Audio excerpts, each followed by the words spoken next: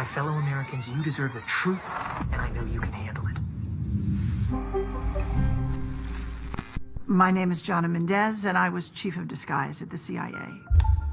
One of the things that was going on when I was chief of disguise was an enormous research program into the new advanced disguise system.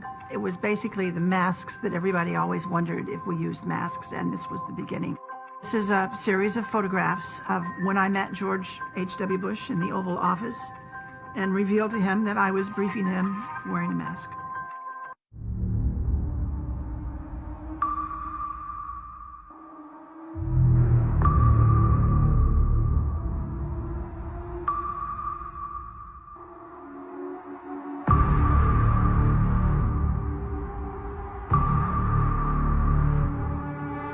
Now, in particular, and regarding this photograph, it is a Getty's image photograph. If you go to the link, you can see the photographer, all those kinds of details, who took it.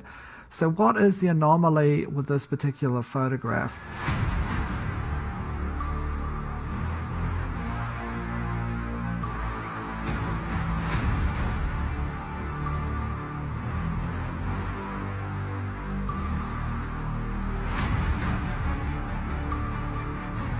Do you have any people paid by the CIA who are working for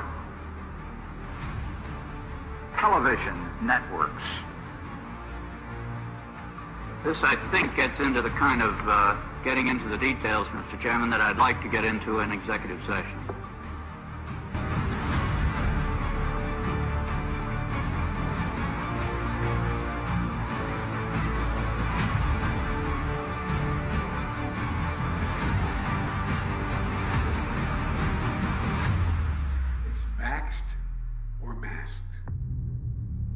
It was a big challenge to come up with something that finally actually animated and worked to really fool a person, but we did.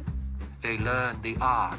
We actually brought Hollywood back into our labs at one point to look at what we had done, and they were stunned. They're absolutely stunned. Congratulations. My husband was Tony Mendez, and he was played by Ben Affleck in the movie called Argo. Aliens and robots? Yes, sir. You're telling me that there is a movie company in Hollywood right now that is funded by the CIA? Yes, sir. Are there many actors in Hollywood who also moonlight as agents, do you think? I think there are probably quite a few, yes. I think probably Hollywood is full of CIA agents, and we just don't know it. And I wouldn't be surprised at all to discover that, this was extremely common. Tony, they didn't mention it in the movie, but Tony had deep connections to Hollywood, to the tradespeople out in LA that did a lot of things we were interested in doing. Special effects people, makeup people. Tony was chief of disguise 10 years before I was chief of disguise. And so he passed on some of his expertise to me. But he had a particular interest in the magic industry out in LA. Not so much the magicians on the stage, but the people that were working behind the scenes to make that magic happen. So we went to LA and we posed some questions to them. We said, we have a problem. We're looking for novel solutions. Well, LA did have some ideas, of course. That's what they do for a living. They introduced us to a new concept. They said, what you are calling an operation, we call a performance. That's what we do. We put on performances. And before we start working on that performance, we have to define the stage that the performance is going to take place on. Then you have to know who your audience is. Who are you playing to? Who are you trying to fool? Once you assemble those two pieces, you can pretty much choose the time and choose the place and simply overwhelm them with your performance. Then they showed us some tools that they used. The one that really caught our eye is what's called a stunt double mask. You all know how they're used. When the movie star is so famous or so good looking that they can't risk damaging him, we liked the idea of stunt double masks. They're quick on, they're quick off, they dramatically change your appearance, and we started using them and found them to be valuable to our operations. But that audience piece of it did not allow you to get close enough to one of those masks before the illusion fell apart and you saw it was a mask. So we went back to our disguise labs out at Langley, and we invented a whole new genre of masks.